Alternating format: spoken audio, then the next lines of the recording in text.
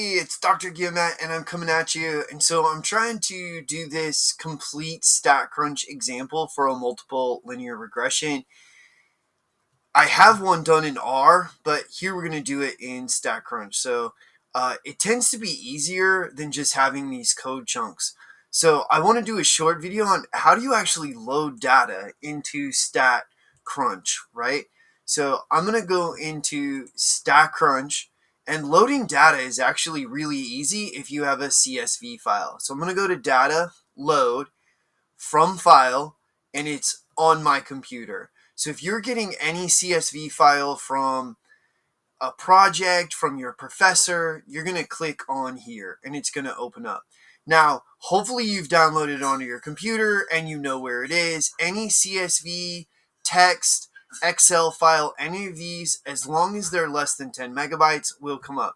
CSV files tend to be very small, so unless it is a ginormous spreadsheet, you should be okay. I'm going to click on browse. The data that I want is right here. I just downloaded it so that I could put it in here. Only things that you can actually upload will show up in this particular window. So that's super helpful. If you don't see it, it's not in a correct file format. I'm going to click on open. It's going to show you what the data set sort of looks like, these first 5 rows. And so this makes sure that you are uploading the correct data set and that it looks correct. Now, a data set description is always a good idea. So this is the AP top 25 poll data from 2017. It contains multiple stats from the teams. There we go. Just a short.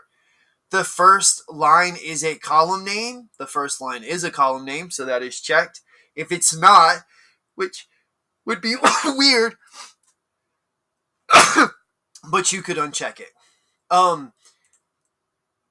You could share this if you were working with a group and you're in StatCrunch. If your professor has created some groups, you could create a group and then you could share it. I'm not necessarily sharing this because this is on YouTube. Okay, so we're going to upload. And now you can see each of the teams are in here. Now, the 8 is gone for this rank. Well, I'm going to go ahead and put that in. And we have all of the rest of the values are looking pretty good. Okay, now if you wanted to, you could change some of the variable names if you wanted to. You could do some sorting. But this is how you get the data in